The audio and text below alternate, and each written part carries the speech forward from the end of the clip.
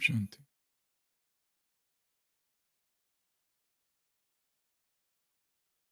किसी राज्य का राजा जब भी हाथी पर सवार हो,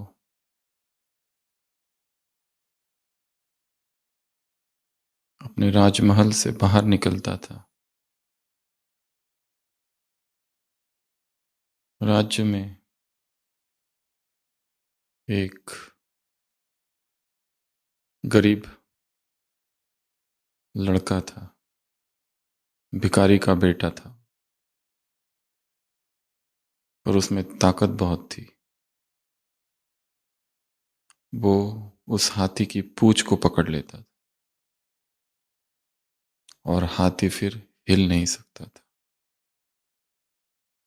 दिखने में बहुत पतला दुबला था, परंतु ताकतवर था बहुत।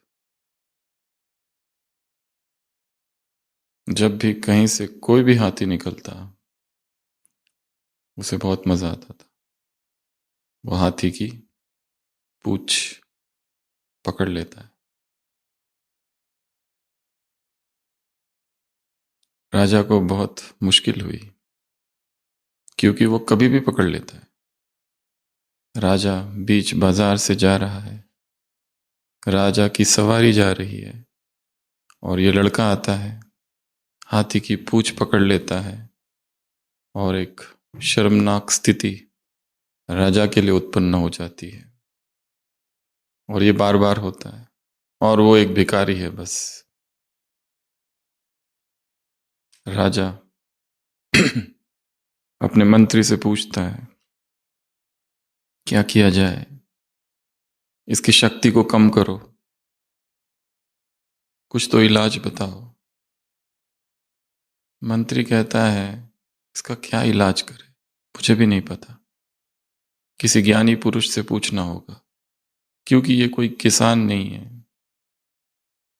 ये कोई दुकानदार नहीं है, कोई व्यापारी नहीं है, कोई काम कुछ भी नहीं करता, खाता पीता है, मौज करता है, भीख मांगता है, और लोगों का बहुत प्यारा है, प्यार से लोग भीख भी देते हैं। इसे कैसे रोका जाए, इसकी शक्ति को कैसे कम किया जाए। प्रधानमंत्री कहता है, मैं किसी ज्ञानी पुरुष से मिलता हूं। और फिर वो मंत्री एक वृद्ध फकीर से मिलते हैं, समस्या सुनाते हैं, क्या करे इस लड़के का। जब ये पूंछ पकड़ लेता है हाथी की, तो हाथी हिल भी नहीं पाता। क्या करे।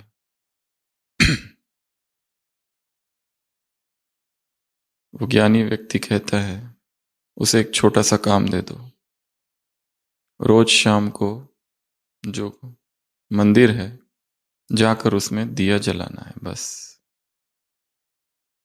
परंतु इस काम के लिए उसे एक सोने का सिक्का दिया जाए, एक बार के लिए। काम छोटा सा है, मंदिर में जाना है, 1 मिनट में दिया जलाना है, बस।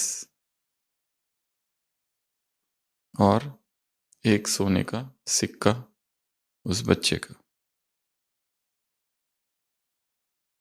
मंत्री कहता है, इससे क्या होगा, इससे तो वो और ही ताकतवर हो जाएगा, अमीर हो जाएगा।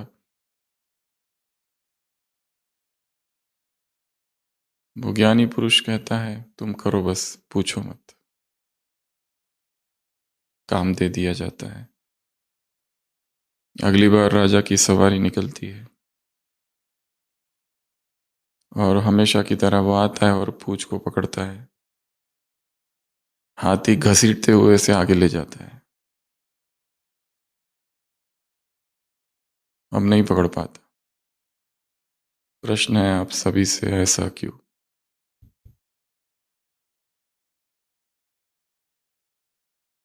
हम्म, ऐसा क्यों? पैसे का लालच? उससे शक्ति का क्या लेना देना?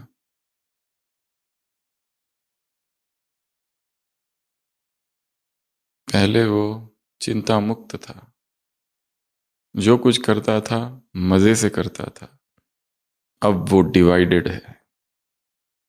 अब उसके मन में संकल्प छाया हुआ है, शाम को जाना है, दिया जलाना है और पैसे मिलेंगे। पहले वो करता था, अब करता है। पहले वो चिंता मुक्त था, अब चिंता से ग्रसित है। पहले वो व्यग्र नहीं था, अब व्यग्र है। पहले गणित नहीं था, अब गणित आ चुका है। अब कैलकुलेशंस आ चुके हैं। अब वो हिसाब लगाता है। एक सिक्का, फिर 2 सिक्के, फिर 3 सिक्के, फिर अभी 10 हो गए मेरे, 100 कैसे होंगे। वो रात में सोता भी है तो भी कार्य तो छोटा सा ही है, 1 ही मिनट का कार्य है, जाकर दिया लगाना। परंतु अब वो एक नहीं रहा, 2 हो गया। यूनाइटेड नहीं है, डिवाइडेड है। अखंड नहीं है, खंडित है। चेतना चित्त टुकड़े टुकड़े हो गया है, विभाजित हो गया है। इलाज कारगर सिद्ध हुआ।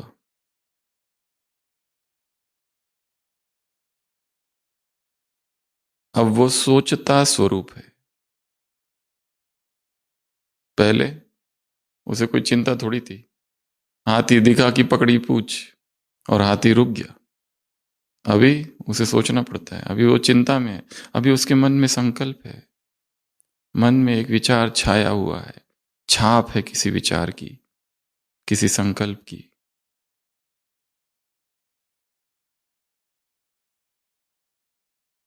अब वो परिणाम के विषय में सोच रहा है। अब वो अकर्ता नहीं रहा, कर्ता बन चुका है।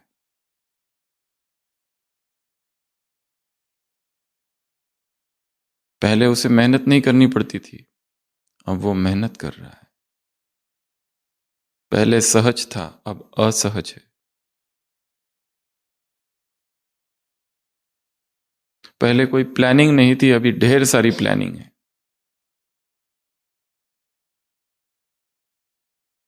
The best plan is no plan. सहज, स्वाभाविक, नेचर, नेचुरल, निरंतर। एन एन एन।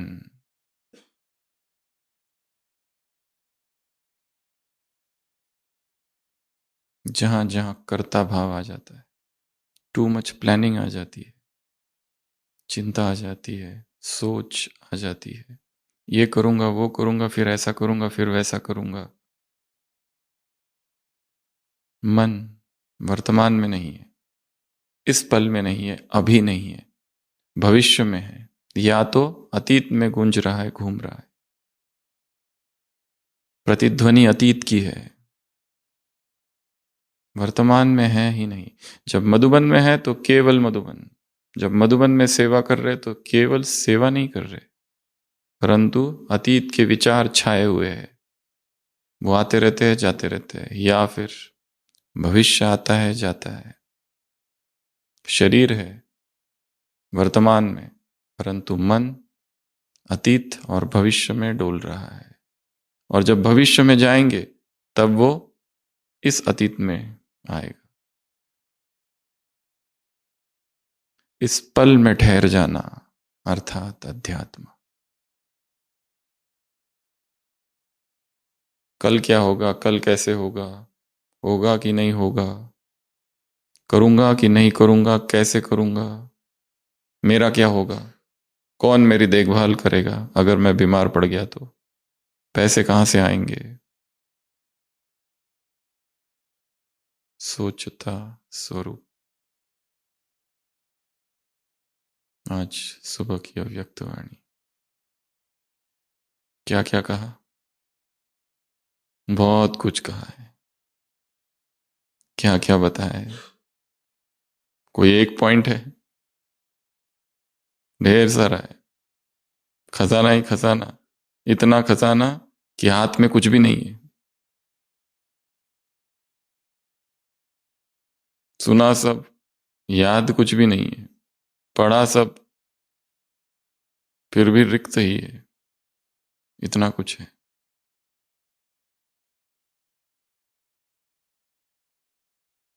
कैसे पढ़े, कैसे ग्रैप्स करे, कैसे समझे और फिर बाद में जीवन में लाए और फिर दूसरों को समझाए, कैसे।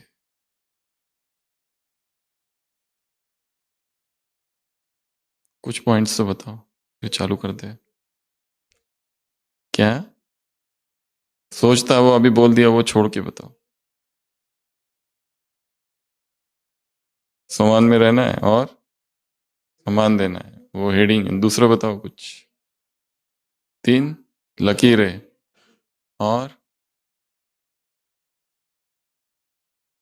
सहयोगी बनो, सेवा और दृढ़ता, एकता, संगम युग, मेहनत का युग है, नहीं है, विश्राम का युग है। विश्राम शब्द आया है क्या मुरली में?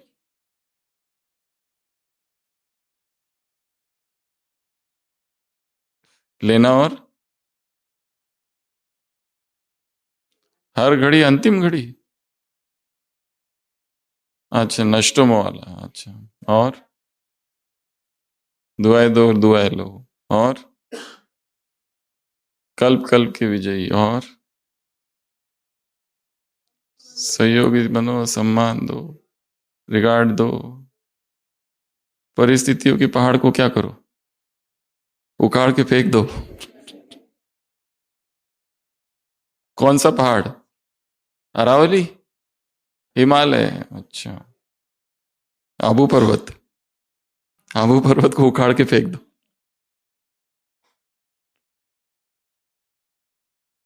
तो मुरली में ढेर सारी बातें आई है, हम केवल 3 ही बातें लेंगे, 1, 2 और 3, बस। 1 मतलब 1, 2 मतलब 2 और 3 मतलब 3। एक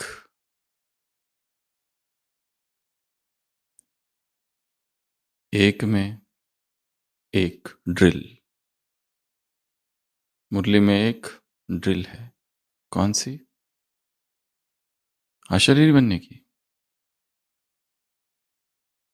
चिंताओं से मुक्त की ड्रिल। कौन सी मुरली पढ़ के आए?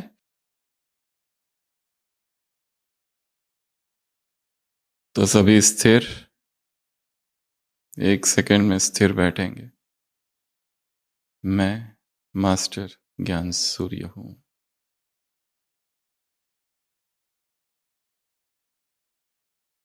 मुझसे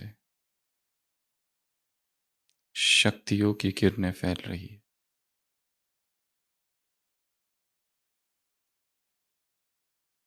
जो आत्माएं हलचल में है, भयभीत है, वो स्थिर हो रही है।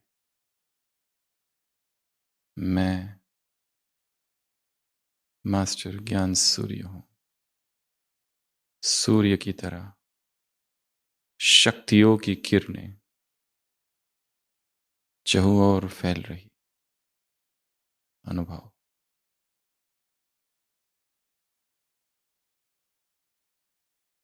तो सबसे पहला ड्रिल, बीच बीच में जब समय मिले स्थिर होकर किरणें फैलानी है। 3 प्रकार की सेवाओं में ये सेवा सबसे पावरफुल सेवा है, वाइब्रेशंस की।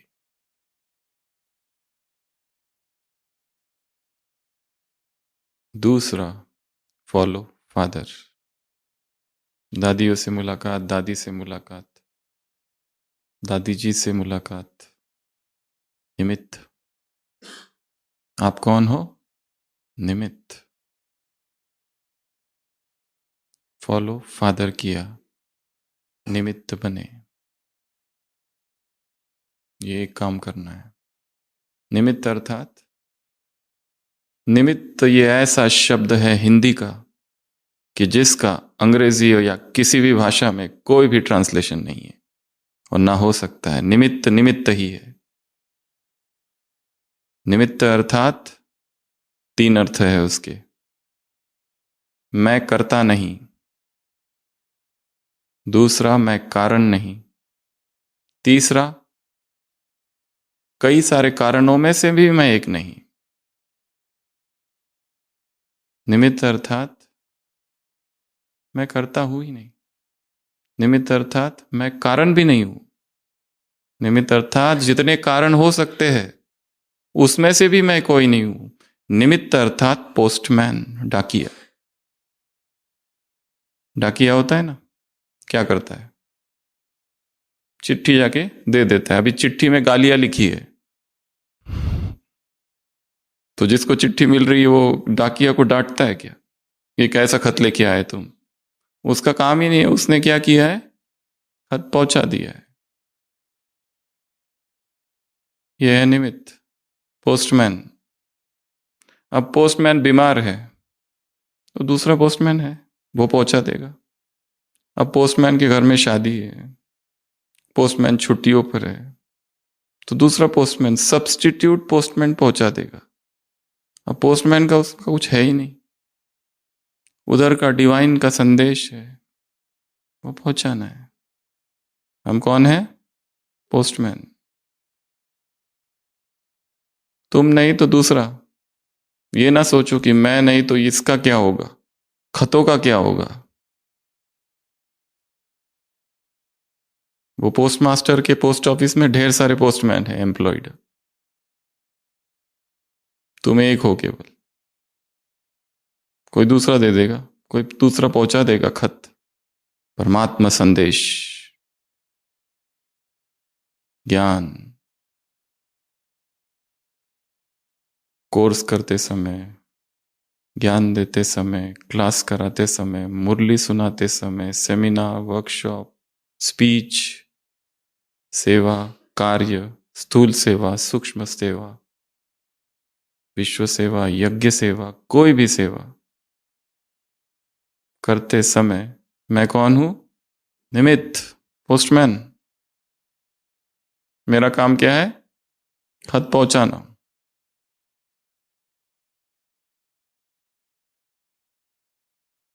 इसको भूलना नहीं है। कूट कूट के इस शब्द को भीतर भरना है। निमित्त हूं, निमित्त हूं, निमित्त हूं। मैं नहीं तो कोई और सही। आज हूं, कल नहीं हूं। मैं कारण नहीं हूं, मैं करता नहीं हूं। जितने कारण हो सकते हैं उन कारणों से भी मैं एक भी नहीं हूं। डूअर मैं नहीं हूं। ओनरशिप, मालकियत मेरी नहीं है, ओनरशिप भी नहीं।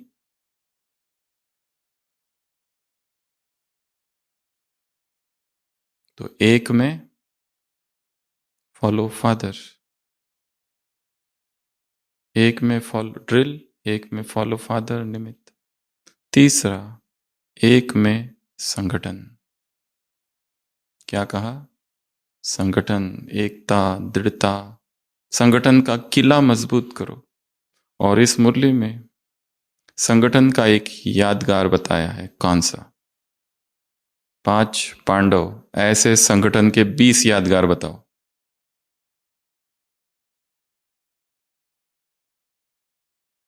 पांडव भवन नहीं, ऐसे यादगार जैसे 5 पांडव है।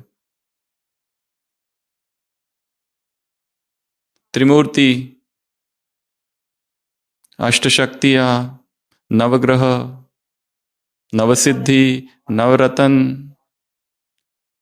नवग्रह, और 2 शिव शक्ति, 3 त्रिमूर्ति, 5 5 5 तत्व, 5 5 5 विकारों का संगठन। हाँ चलो वो भी है। संगठन, संगठन। प्रश्न क्या है सुन लो। संगठन वाला क्या क्या है?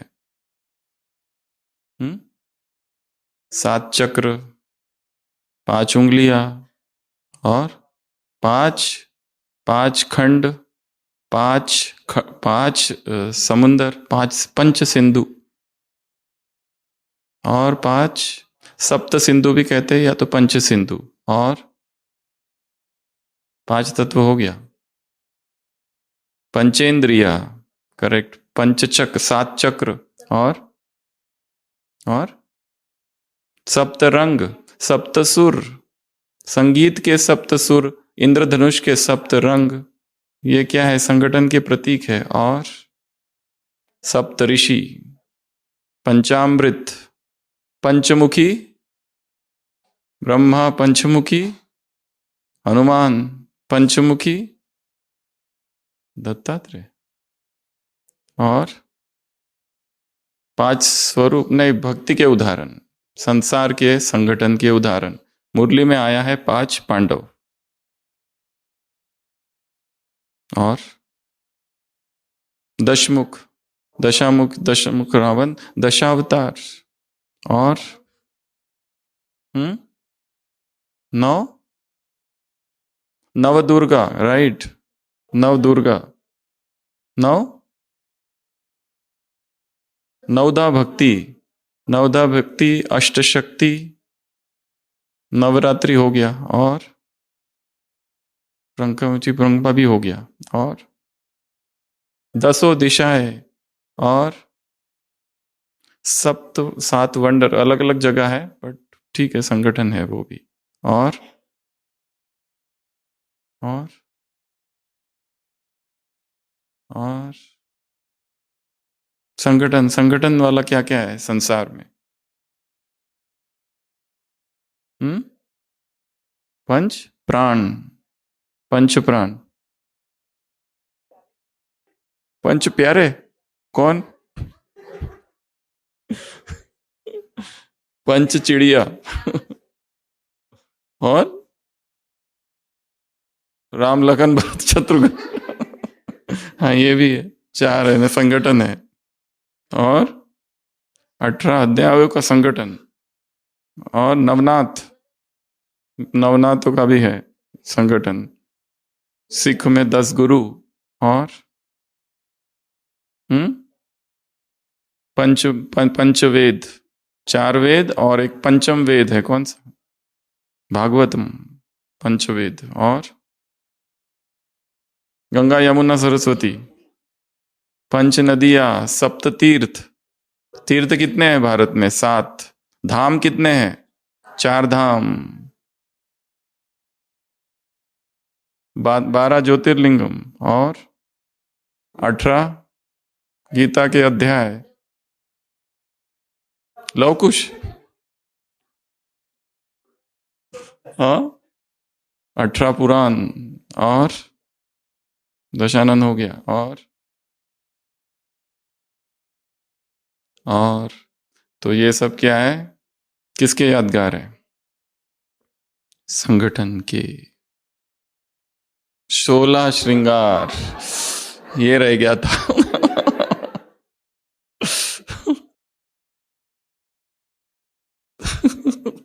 अचानक याद आ गया एकदम से। 16 कलाएं, 1000 भुजा है। तो बाबा ने कहा ये उदाहरण है किसका? संगठन का। यदि किसी भी धर्म को, संस्था को, देश को तोड़ना है तो आक्रमण कहाँ किया जाता है? संगठन पर आक्रमण किया जाता है। क्यों भारत में इतनी लड़ाइयाँ हुई? हिंदू मुस्लिम कितनी लड़ाइयाँ हुई है, क्यों? Divide and rule policy. 2 व्यक्ति एक साथ है, झगड़ा लगाना है, विधि उन दोनों को सिखाओ एक दूसरे से सबसे पहले छिपाना।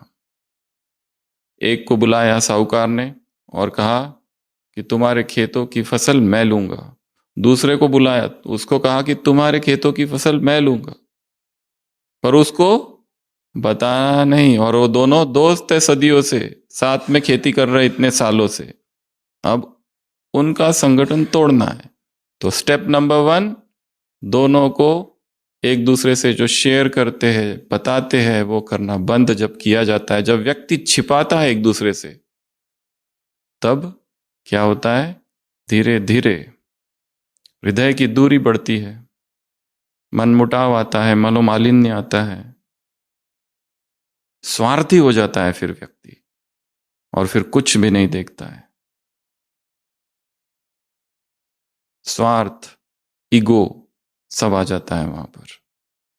और यही होते आया है द्वापर से अब तक। संगठन टूटे क्यों? स्वार्थी हो गए, छिपाने लगे, ईगो आ गया। इसलिए बाबा ने क्या कहा दादी जान की, संगठन का किला मजबूत करो। बैकबोन तो ये है ही दादी। तो ये संगठन भी एक किला है। और जब किले के भीतर रहते हैं तो कैसा रहता है? सुरक्षा। किले के बाहर शत्रु है। तो जिन्हें भी सुरक्षित रहना है, ये पांडव भवन भी किला है एक, इसलिए बीच बीच में यहां आते रहना। किले के अंदर विकर्म नहीं होंगे, बाहर विकर्म होते रहते, कुछ कुछ करते रहते, दृष्टि वृत्ति चंचल होती रहती है। यहां नहीं हो सकती। स्टेज पर हो। वायुमंडल ही ऐसा है। तो ये यज्ञ एक किला है, पांडव भवन एक किला है। किले के अंदर रहना और फूट ना हो। जब छुपाने लगते हैं दो व्यक्ति, स्वार्थी होने लगते हैं, टकराव होता है, फिर हिंसा पे उतर आते हैं। ये संगठन को क्या करता है? तोड़ता है। तो इस किले को मजबूत बनाना है। हम यज्ञ रक्षक है, इस किले के रक्षक है। ये है, ये थी 3 बातें। किसमें? 1 में।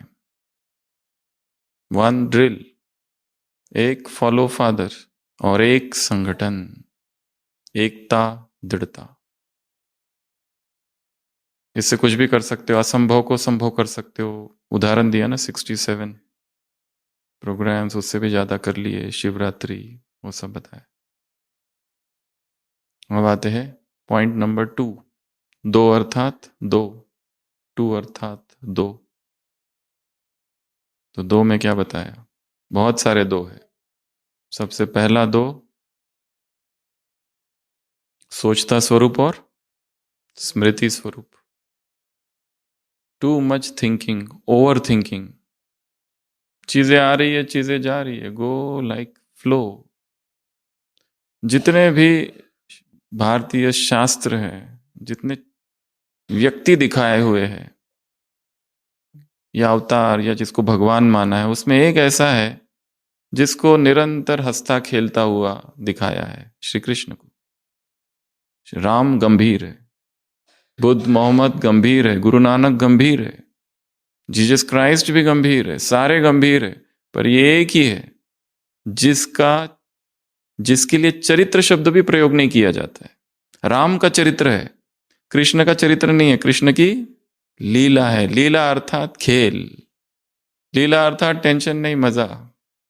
कुछ भी हो रहा है, वो निश्चिंत है, बांसुरी बजा रहा है, डांस कर रहा है, गोपियों के संग झूम रहा है।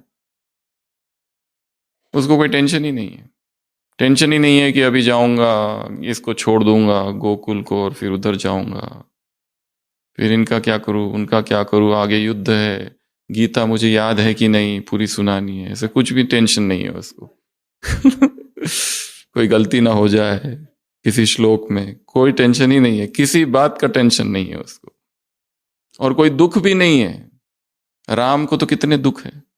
हे खग मृग मधुकर श्रेणी तुम देखी, सीता मृग नहीं। हे कहाँ है, चिल्ला रहा है, हे सीते सीते सीते कहाँ हो। कृष्ण चिल्लाता है क्या राधा राधा, या रुक्मिणी रुक्मिणी? कुछ नहीं चिल्लाता है। वो आनंद की अवस्था में, मस्त अवस्था में, निश्चिंत जीवन का प्रतीक है। साक्षी भी है, साक्षी है, निश्चिंत है, 16 कलाएं है, संपूर्ण है। ऐसा चित्र दिखाया है। तो सोचता स्वरूप नहीं, क्या? स्मृति स्वरूप।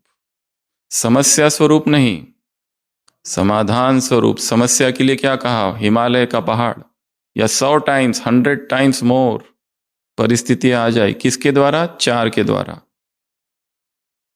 तन, मन, प्रकृति, व्यक्ति। चारों भी खतरनाक है। शरीर, अचानक पता चल गया कैंसर, लग रहा है, डॉक्टर ने कहा है लग रहा है, अभी डायग्नोज नहीं हुआ है, अभी इन्वेस्टिगेशन चालू, अभी सीटी करना है, एमआरआई करना है, बेचैनी चालू हो गई है। क्या होगा, क्या होगा, क्या होगा, कितना है, फैल तो नहीं गया? अच्छा हो गया, फिर ऑपरेशन, यहाँ कराऊं वहां करूं, फिर कीमो, फिर ये, फिर वो, फिर ये छोड़ के और कोई दूसरा देसी इलाज है क्या?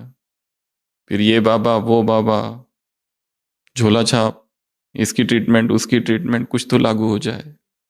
बेचैनी बेचैनी बेचैनी, ये टोटका, ये नुस्खा, तन तन को स्वस्थ रखना, ये यज्ञ सेवा है। एक मन, मन की बीमारियां, बाबा ने कहा ना, मन ही तो बीमार है, विक्षिप्त है।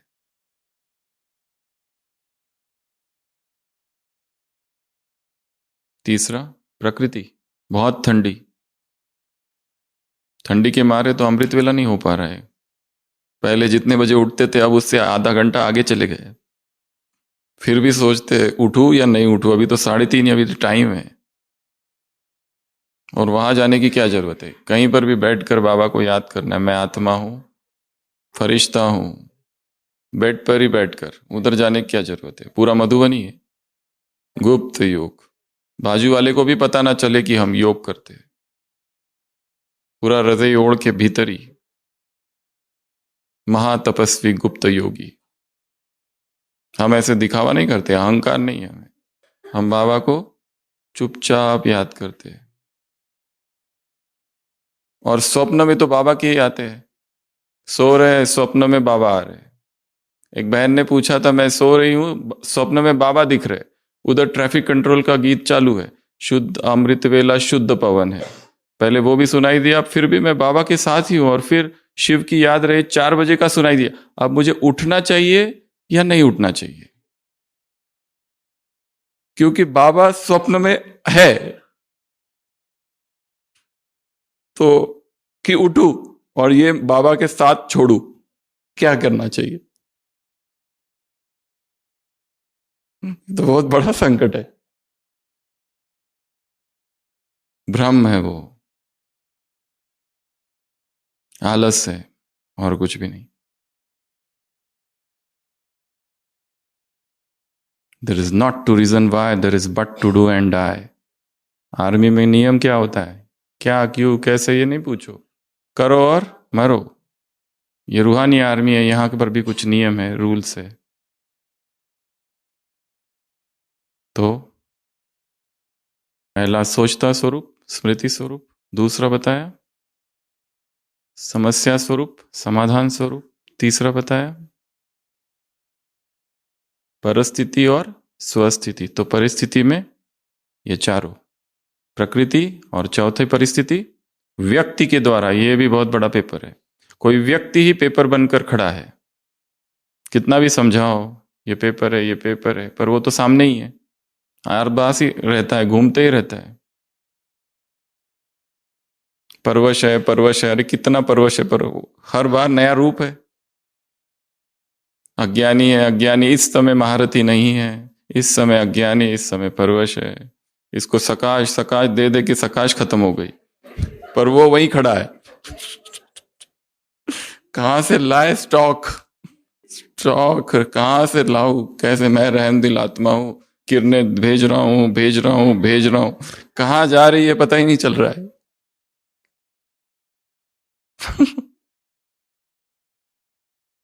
थोड़ी देर आया और चला गया तो ठीक है, किरणें दे दिया, अभी चला गया, दूर से किरणें दे रहे, पर वही है वो तो, जाता ही नहीं। स्टॉक को बढ़ाना है, डोज कम पड़ रहा है, क्या करना है? स्टॉक को बढ़ाना है और डोज कम पड़ रहा है। पीडियाट्रिक्स होम्योपैथिक डोज दे रहे हो, थोड़ा डोज का टाइमिंग 2 बार दे रहे हो, जबकि ये इंजेक्शन 3 बार देना चाहिए, तो कैसे असर करेगा? बच्चों वाला डोज बड़ों को दे रहे हैं।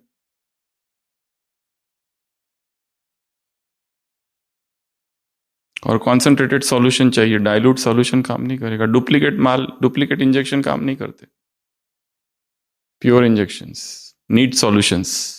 आईसीयू में नीट सॉल्यूशन चालू करना पड़ता है कई बार डाइल्यूटेड करते, कई बार नीट सॉल्यूशंस।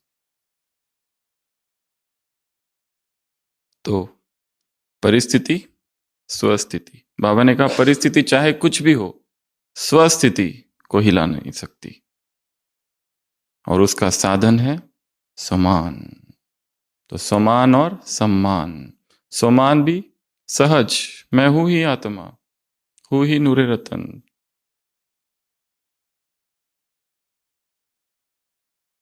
जबरदस्ती नहीं, सहज। और क्या करो, सम्मान दो, सम्मान वही दे सकता है जो स्वमान में स्थित है।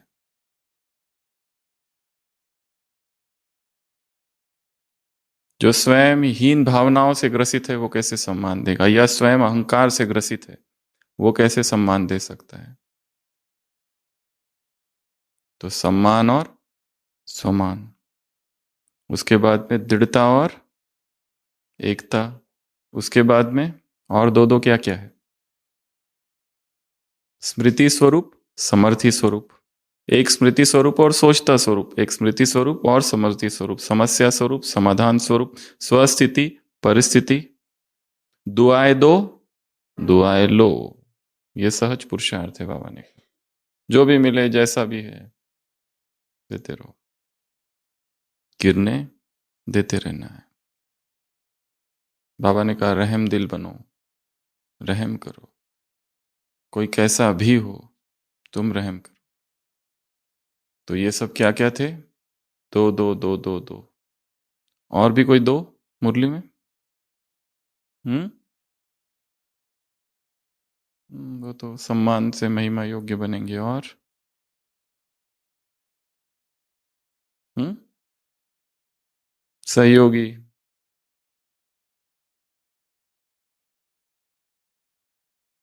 फिर है तीसरा थ्री, फिर है थ्री। थ्री में तीन बातें हैं। सबसे पहले तो मुरली की शुरुआत कहाँ से है, तीन लकीरें, पालना, पढ़ाई और श्रीमत।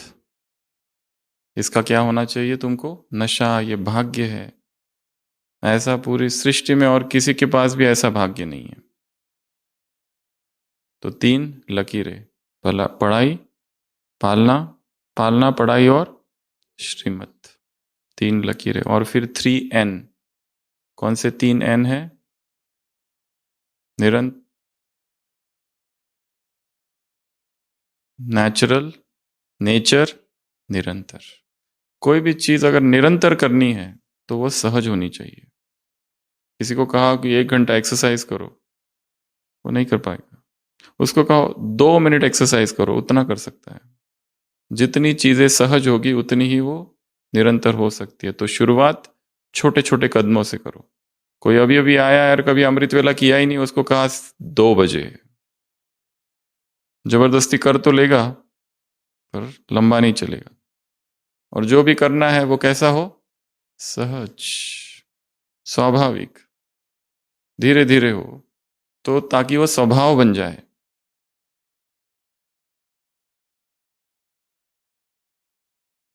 जल्दबाजी नहीं, स्लोली।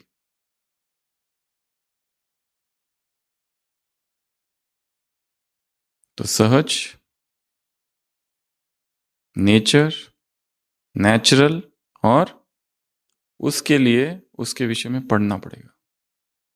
अमृत वेले की बुक है, जिन्होंने पढ़ी नहीं है वो एक बार फिर से उसको रिवाइज करो।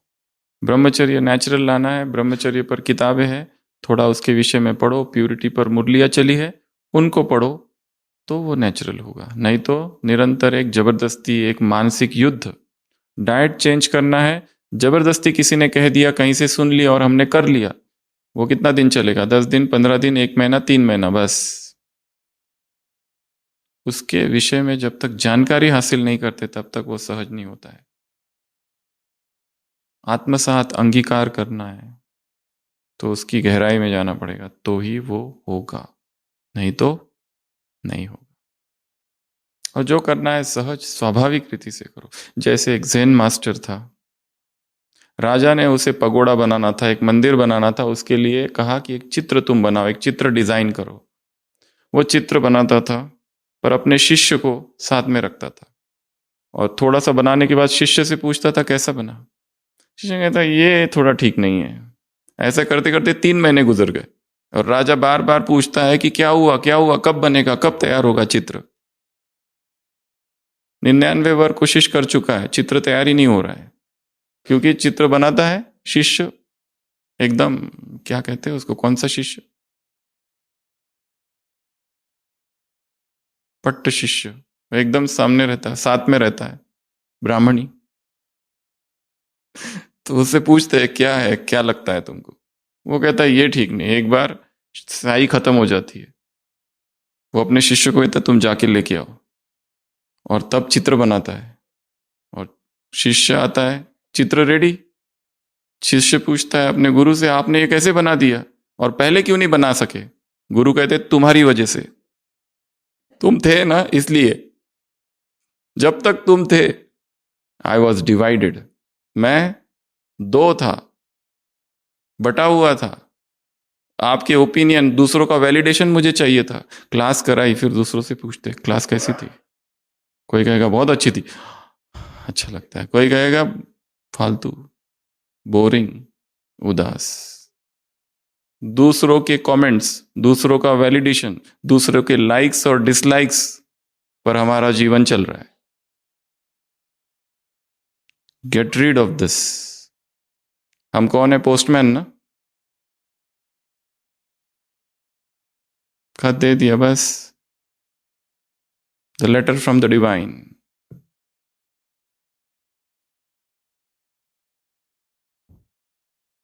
तो गुरु कहता है तुम्हारी वजह से, तुम थे तो एक बंधन था। और जब भी हम कुछ इस तरह करते हैं कि किसी को दिखाने के लिए, किसी को इंप्रेस करने के लिए, तब वो कार्य कर्ता भाव आ जाता है। गुरु कहता है तुम थे तो मैं करता था, जैसे ही तुम चले गए मैं अकर्ता हो गया, सहज हो गया, नेचुरल आ गया सब कुछ। सहज, निरा, नेचर, नेचुरल, निरंतर। दो बातें और थी जो भूल गई, देहभान और आत्माभिमान। इसके लिए तो कहा है ये पॉइंट। जैसे देहभान क्या हो गया है, नेचुरल हो गया ना, बोलना पड़ता है क्या, स्त्री पुरुष स्वयं स्वाभाविक। और ये कितना गहरा है, कितना गहरा है। पांडव भवन में 20 साल पहले किसी एक व्यक्ति ने, आत्मा ने हमें एक गिफ्ट दी, ठीक है। अब हमसे कोई पूछे क्या गिफ्ट थी, याद नहीं है। कब दी थी, सुबह था, दोपहर थी, याद नहीं है। कौन सा दिन था, वो तो बिल्कुल ही याद नहीं। कौन सा वार था, वो तो बिल्कुल भी याद नहीं। कौन सा साल था, वो भी याद नहीं है। क्या गिफ्ट और कैसी गिफ्ट और क्या कहा था उसने, अच्छा जिसने दी थी उस व्यक्ति का नाम क्या है, वो भी याद नहीं। स्त्री थी या पुरुष था, हाँ वो पता है, ये नहीं भूलता है। ये इतना गहरा है। जैसे मैं पुरुष हूं, कितना नेचुरल है, मैं स्त्री हूं, ये कितना नेचुरल है। उतना ही नेचुरल क्या हो जाए, मैं आत्मा हूं, मैं आत्मा हूं। मुरली में 2 बार आया है, मैं आत्मा हूं, मैं आत्मा हूं। ये क्या हो जाए, नेचुरल हो जाए। इसके लिए तो और एक चीज थी, मेहनत का युग और सर्व प्राप्तियों का युग, संगम युग, प्राप्तियों के अनुभूति का युग। क्या लिखा है, प्राप्तियों के अनुभूति का युग। ये 2 बातें। और तो जितना कुट कुट के देहभान भरा है, उतना क्या भरना है, आत्माभिमान, soul consciousness, SC and BC, body consciousness. और बॉडी कॉन्शियसनेस कब आता है ज्यादा, जितना बॉडी कॉन्शियसनेस वाले दृश्य हम देखते हैं वो और बढ़ता है। इसलिए लिए क्या देखना है क्या नहीं देखना है, ये निर्णय करना है। तो सबसे पहला 3 लाइन, कौन सी लकीरें, पालना की, भाग्य की, पालना, पढ़ाई और मत। दूसरा 3N, तीसरा बताओ कौन सी 3 बातें हैं इस मुरली में? करेक्ट, सेवा। कौन से 3 प्रकार की सेवा का वर्णन है? एक है वाणी की सेवा, उससे ऊपर स्थिति के द्वारा सेवा, स्थिति इतनी श्रेष्ठ बना ली कि स्थिति सेवा कर रही है, और उसके भी ऊपर वाइब्रेशंस की सेवा, एनर्जी की सेवा, ऊर्जा की सेवा, आत्मिक एनर्जी से सेवा, जिसमें तो कुछ बोल भी नहीं रहे, कह भी नहीं रहे, वाइब्रेशंस की छाप। क्या कहा बाबा ने? कभी नहीं भूलती है। किसी व्यक्ति ने कैसे महसूस कराया हमको, वो भूलता नहीं है। उसके शब्द भूल जाते हैं, उसका व्यवहार भी शायद भूल गया, पर उसके सानिध्य में आकर, उसके चरणों के पास बैठकर जो अनुभव हुआ वो नहीं भूलता।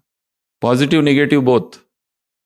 किसी व्यक्ति ने कुछ कहा नहीं, पर चेहरा देखकर ही वाइब्रेशंस आने लगे नेगेटिव, वो भी नहीं भूलता। वाइब्रेशंस की छाप दिल इधर चली जाती है अंदर। ऋषि मुनियों के आश्रम में कौशिक राजा जब पहली बार पहुंचता है, थका हारा अपनी सेना को लेकर वशिष्ठ के आश्रम में, एकदम प्रभावित हो जाता है। यहां का तो वायुमंडल ही कुछ और है, गाय बकरी और शेर एक साथ, ये क्या वायुमंडल है? पूछता भी है वशिष्ठ से, ये सब कैसे हो रहा है? यहाँ के वाइब्रेशंस इतने स्ट्रांग है कि अहिंसा के वाइब्रेशंस पूरे वातावरण में फैल गए, वो पूरे आश्रम में। भोजन कराना है, वो कामधेनु गाय नंदिनी, और वो कौशिक क्या कहता है? मुझे ये गाय चाहिए, क्योंकि अहंकार, वो कहता है मैं नहीं दूंगा। लड़ाई होती है, कौशिक राजा हारता है और फिर प्रतिज्ञा करता है, कैसे हराया मुझे? योग शक्ति से। तो मैं भी क्या बनूंगा? ब्रह्म ऋषि। तपस्या करता है, तपस्या करता है, तपस्या करते रहता है। वो बहुत बड़ी कहानी है, विश्वामित्र बनता है। तो उसमें क्या दिखाया है? वाइब्रेशंस। उसी तरह भारत में महान संत हुए साईं बाबा, उनका जो स्थान था जहां वो रहते थे, वो मस्जिद था, उसको नाम दिया था द्वारका माई।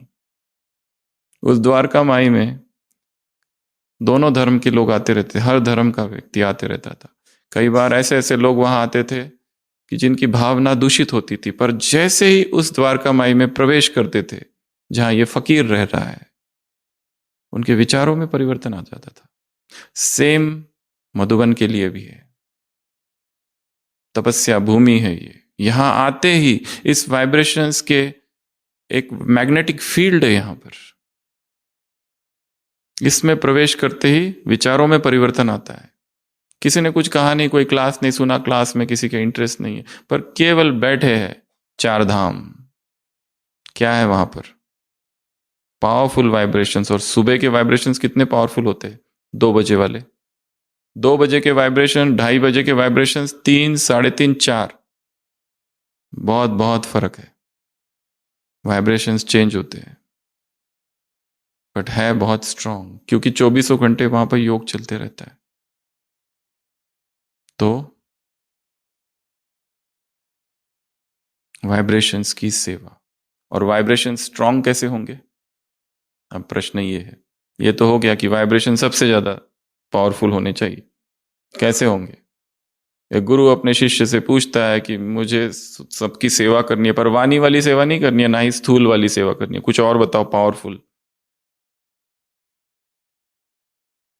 गुरु ले जाते उसको मंदिर में, उसी आश्रम में एक बहुत पुरानी वहां घंटी है, घंटा।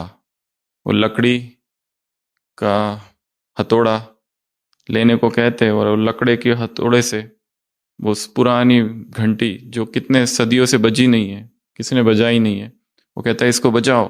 वो जैसे बजाता है, वो घंटी की ध्वनि पूरे आश्रम में फैलती है, वहां भी फैलती है जहां ये पहुंच भी नहीं सकते, गुंजायमान होने लगती है। वाइब्रेशंस। उस घंटी ने कुछ कहा नहीं, पर उसके स्वर, उसकी जो नाद है, ध्वनि है, वो बजा तो दिया, फिर रुक गया, उसके बाद भी तरंगे फैल रही है। यह है मनसा सेवा, वाइब्रेशंस की सेवा। शब्द वाणी तो बोल दिया, हो गया काम, पर उसके बाद उसकी तरंगे फैल रही है। शिष्य फिर भी पूछता है, पर मैं प्रैक्टिकल में क्या करूं? वो कहता है, घंटी को फिर से देखो, घंटी के अंदर क्या है? कुछ भी नहीं। ईगो को हटाओ, उस मैं को, उस मैं अहंकार को, तो फिर घंटी बजेगी। जब तक ये है मैं कर रहा हूं, मैं कर रहा हूं, मैं, तब तक कर्म और बोल यह हथौड़ा है। इससे जो भी बचाओगे वो थोड़े समय रहेगा, पर अगर अंदर कुछ नहीं है, रिक्त है चेतना, तो उसके प्रकंपन दूर दूर फैलेंगे। तो ये थी तीसरी बात, 3 प्रकार की सेवा। फिर से रिवाइज करते हैं। फर्स्ट में ड्रिल, फर्स्ट में फॉलो फादर, संगठन, निमित्त। फर्स्ट में निमित्त भूल जाना, पोस्टमैन वाला मत भूलना। बस मैं कौन हूं? रोटियां बेलते हुए पोस्टमैन। मैं नहीं तो दूसरा पोस्टमैन रेडी है। कोर्स कराते समय, नहीं तो ज्ञान में सबसे बड़ी बाधा है ज्ञान, योग में सबसे बड़ी बाधा है योग, धारणा में सबसे बड़ी बाधा है धारणा, और सेवा में सबसे बड़ी बाधा है सेवा। ज्ञान में सबसे बड़ा दुश्मन है ज्ञान। ज्ञानी हूं यह भ्रम ही ज्ञान में सबसे बड़ी बाधा है। ज्ञान का दुश्मन अज्ञान नहीं है, ज्ञान का दुश्मन यह भ्रम है कि मैं जानता हूं। योग का दुश्मन मुझे योग करना है, मुझे योग, ये मुझे को हटाओ, योग तो है ही। सेवा मुझे करनी है, इस मैं को हटाओ, सेवा तो है ही। जहां खड़े हो वहां सेवा है। धारणा मुझे ब्रह्मचर्य धारण करना है, इसमें भी अहंकार है, उसी को हटाओ। तो 1, फिर 2 में मेहनत स्वरूप, प्राप्ति स्वरूप, देहभान, आत्माभिमान, समस्या समाधान, स्मृति सोचता, स्मृति समर्थी, समान सम्मान, परिस्थिति स्वस्थिति, दुआएं दो दुआएं लो, सम्मान में रहो सम्मान दो, सहयोगी बनो, और दृढ़ता और एकता। फिर 3 वाले 3 3, पहला 3 लकीरें, 3 एन, और 3 प्रकार की सेवा। ऐसे विजयी आत्माओं को, ऐसे सदा सीठ में बैठे आत्माओं को, ऐसे कैसे? बाप समान आत्माओं को फॉलो फादर करने वाली आत्माओं को, शिव शक्ति पांडव सेना आत्माओं को, ऐसे संगठित के किले को मजबूत करने वाली आत्माओं को, ऐसे ताज तक तिलक नहीं, सॉरी, वो 3 लकीरें, नेचुरल, नेचर और निरंतर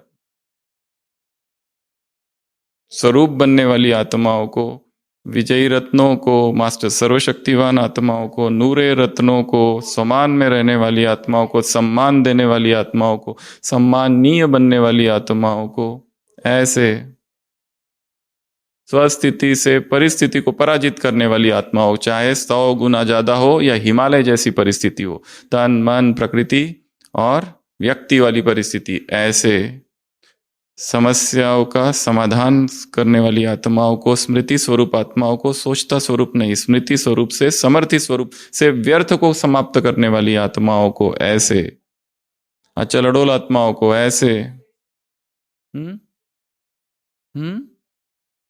मास्टर ज्ञान सूर्य आत्माओं को, शक्तियों की किरणें फैलाने वाली आत्माओं को, रहम दिल आत्माओं को, संसार की आत्माएं भयभीत है, तड़प रही है, ऐसी आत्माओं को, शक्ति देने वाली आत्माओं को, ऐसे ताज तक नहीं ऐसे पालना पढ़ाई और श्रीमत लेने वाली भाग्यवान आत्माओं को, ऐसे पांडव सेना, ऐसे कोटों में कोई में कोई, कितने करोड़ ने कितने लाख, 6 लाख, तब की मुरली है 2003 की, ऐसे